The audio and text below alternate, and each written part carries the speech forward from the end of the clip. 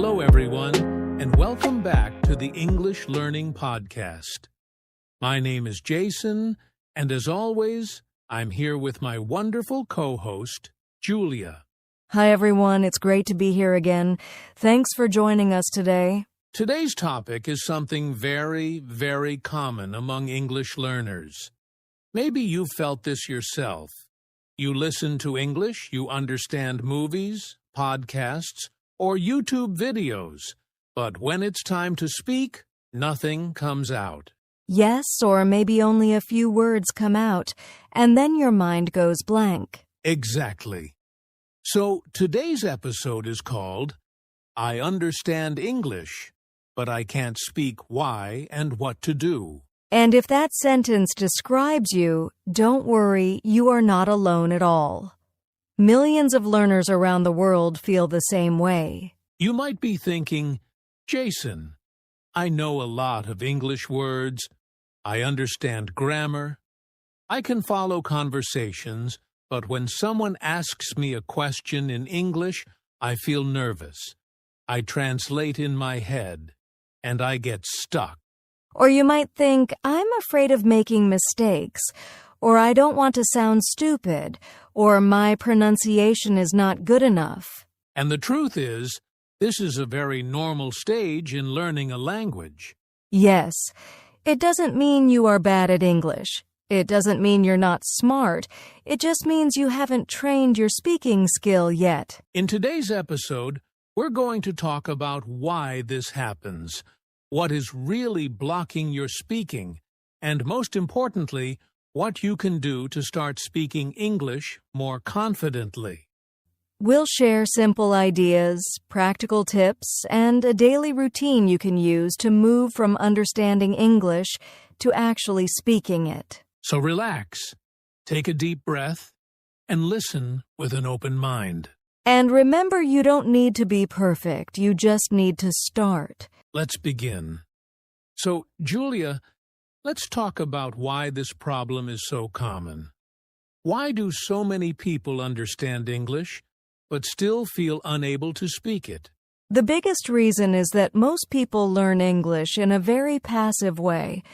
They spend years listening, reading, and studying grammar, but very little time actually speaking. Right. In many schools and courses, students do exercises, read textbooks, watch videos, and take tests, but they don't really have to use English to communicate. Exactly. So their brain becomes very good at recognizing English but not at producing it. It's like learning to drive a car by watching videos, but never sitting in the driver's seat. That's a great example.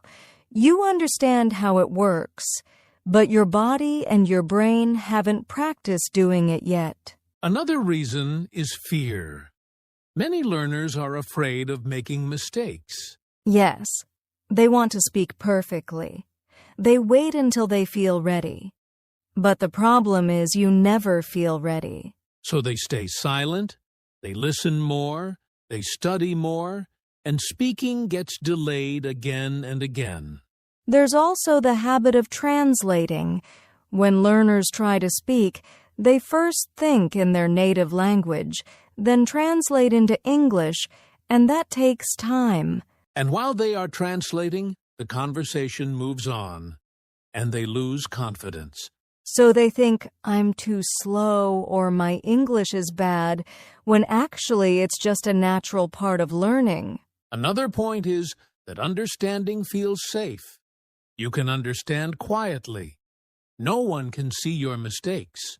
But speaking feels risky. It's public. People can hear your pronunciation, your grammar, your accent. So emotionally, many people choose the safe skill understanding and avoid the risky skill speaking. Which is completely human, but it keeps people stuck. So to summarize, this problem is common because learning systems focus on input. Learners fear mistakes. Translation slows them down. And speaking feels uncomfortable. And the good news is all of these problems can be fixed with the right approach. Exactly. And in the next section, we'll talk about what is really blocking your speaking. So now, let's go a little deeper. We talked about why this problem is common, but what is really blocking people from speaking? I think the first big block is fear. Fear of making mistakes. Fear of sounding silly. Fear of being judged. Yes, many learners think, if I don't speak perfectly, I shouldn't speak at all. But that mindset is very dangerous, because perfection is not the goal, communication is. Exactly. If people understand you, then you're already succeeding. Another block is overthinking. Learners try to build the perfect sentence in their head before they speak. They think about grammar, vocabulary, pronunciation, and word order all at the same time. And while they are thinking, the moment to speak disappears. So speaking becomes stressful instead of natural. A third block is lack of habit. Speaking is a skill, and skills need practice. If you never practice speaking, your brain doesn't build the pathways needed for fast speaking. So even if you know many words, your brain can't access them quickly. Another block is self-identity. Some people see themselves as bad at English or not a language person. And when you believe that story about yourself, your brain follows it. Yes, you hesitate more. You avoid opportunities.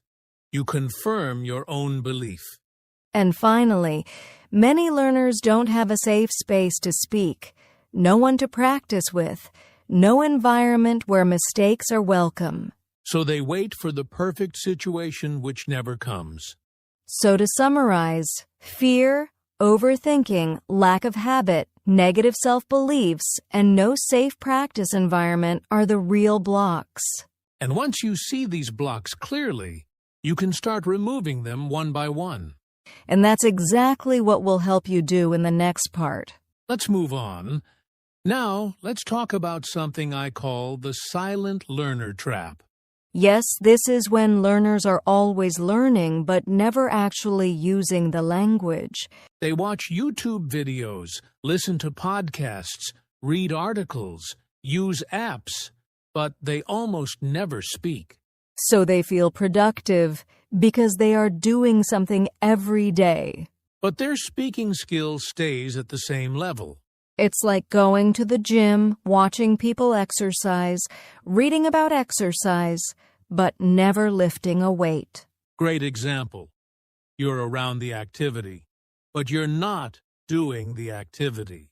And because understanding improves faster than speaking, learners feel progress but only in one direction. So they think, I'm improving, but then they try to speak and feel frustrated again. That frustration makes them go back to silent learning, more listening, more watching, because it feels safe. And slowly, they build a comfort zone where English is something they consume, not something they use. The problem is speaking is a physical and mental skill. Your mouth, your tongue, and your brain need training. And that training only happens when you speak out loud. Even talking to yourself helps. Even making mistakes helps. But the silent learner avoids mistakes, so they avoid growth. So the trap is not that you're lazy. The trap is that you're choosing the comfortable path instead of the effective one. And once you realize that, you can change it. You don't need more English. You need more use of the English you already have. Exactly. And in the next section, we'll explain how your brain actually learns to speak a language. So now let's understand what's really happening inside your brain when you learn to speak a language. Yes, because speaking is not just knowledge, it's a skill. Exactly. Speaking is like playing the piano, driving a car, or riding a bicycle. You can read about it, you can understand how it works, but you only become good at it by doing it.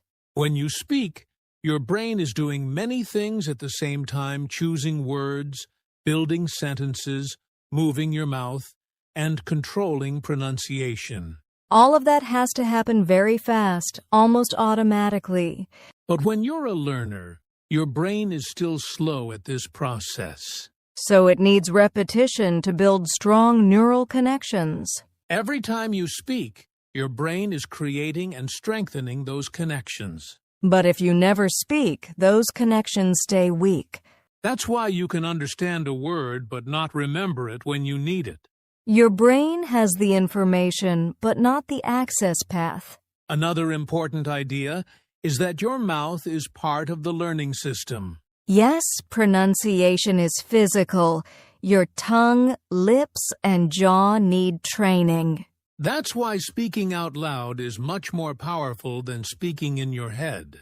When you speak silently, your brain only practices thinking. When you speak aloud, your brain practices communication. So the brain learns to speak by doing 3 things: repetition, use, and feedback. Repetition builds speed. Use builds confidence. Feedback builds accuracy. And together, they turn understanding into speaking. So if you want to speak English, you must give your brain permission to be slow, imperfect, and noisy in the beginning. That's how fluency is born. And in the next section, we'll share very practical steps you can start using today. Now, let's get practical. If someone is listening right now and thinking, okay, I understand the problem, but what can I actually do? This section is for you. Yes, these are simple steps you can start today, even if you're shy, busy, or alone. Step 1. Speak to yourself out loud every day. This sounds strange, but it's very powerful. Describe what you're doing. I'm making tea. I'm opening my laptop. I'm watching a video. Your brain doesn't care if someone is listening. It only cares that you're practicing. Step 2. Use shadowing. Shadowing means listening to a short audio in English and repeating it immediately, copying the speaker's rhythm, speed, and pronunciation. You can do this with podcasts, YouTube videos, or movies. Just 5 minutes a day can make a big difference. Step 3. Build simple sentences, not perfect ones. Don't try to speak like a professor. Speak like a child. Short sentences, clear meaning. That's enough.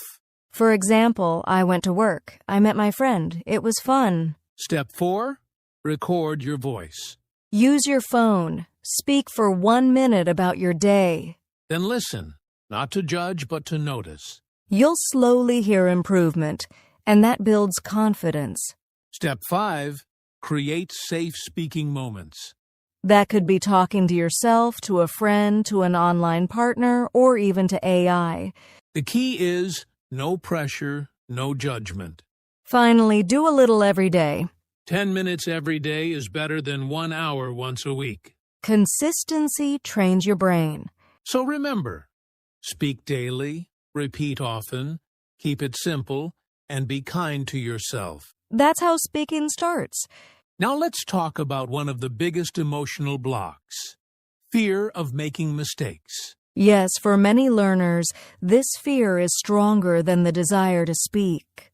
They think, if I make a mistake, people will laugh, or they will think I'm stupid. But in reality, most people don't care about your mistakes. They care about your message. Exactly. When you listen to a learner speaking English, do you focus on every grammar mistake? No, you focus on understanding them. Native speakers are the same. Mistakes are not a sign of failure. They are a sign that learning is happening. Every mistake is feedback.